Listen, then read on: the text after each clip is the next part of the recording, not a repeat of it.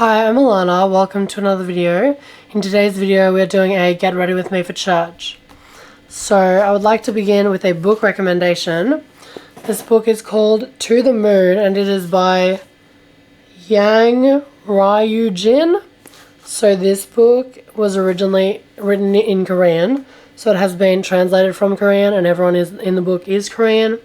And this book is about three girls who work in a confectionery company, and they're all like really close friends, and then one of them starts getting into cryptocurrency, and so she like tries to get the others into cryptocurrency, and then two of the girls get like absolutely obsessed with buying Ethereum, and so they're all like pouring all of their money into Ethereum and just like waiting for it to increase, like waiting for the investment returns to increase, and they're literally like obsessed, and like their lives start revolving around Ethereum. So yeah, it's a really good book. That's To the Moon by GRWM. And so the other thing that I thought I might talk about today is I don't know if you're familiar with an influencer. Well, they were a couple called, so the girl's name is Laura Clery, and she's a comedian, and she was married to a man named Stephen Hilton, who is a composer. So they have been divorced for a while now, but I first heard of Laura about 7 years ago when I first read her book. Her book was called Idiot, and it was about just like her beautiful, crazy, sexy life living in LA and like trying to make it in LA. And she wrote about how like she was addicted to drugs and then she recovered from addiction. And so her ex-husband, Stephen Hilton, he recently relapsed, and he's been having a very public mental breakdown. And just like watching all of his reels, it makes me really sad. It makes me really sad the way that people are responding to his reels. Like Stephen Hilton, you can find him on Instagram. He's a composer, but like, yeah, he's recently been having a very public mental breakdown. And he and Laura Clery, they're in this like custody battle kind of thing. And it's been getting very messy.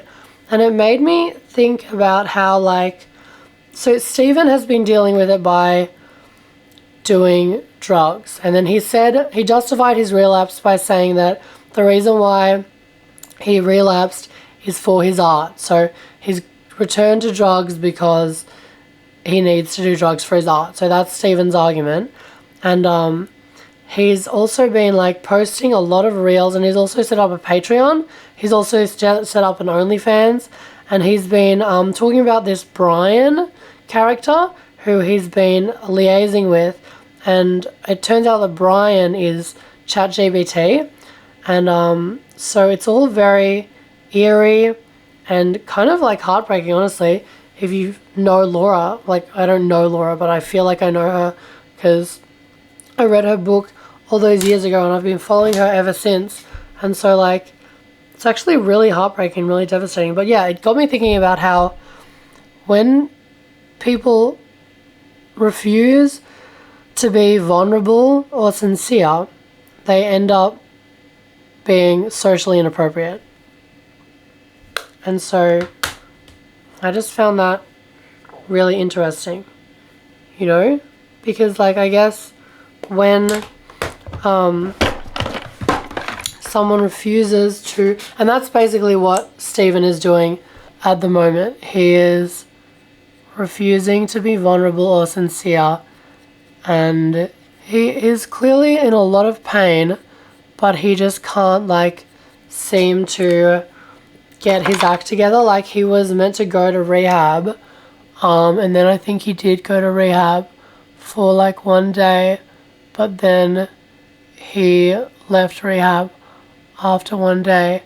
And so yeah, it got me thinking about how like when someone refuses to be vulnerable or sincere, they end up being socially inappropriate. And so he's getting all of these hate comments, like so many hate comments about like how disgusting a human being he is.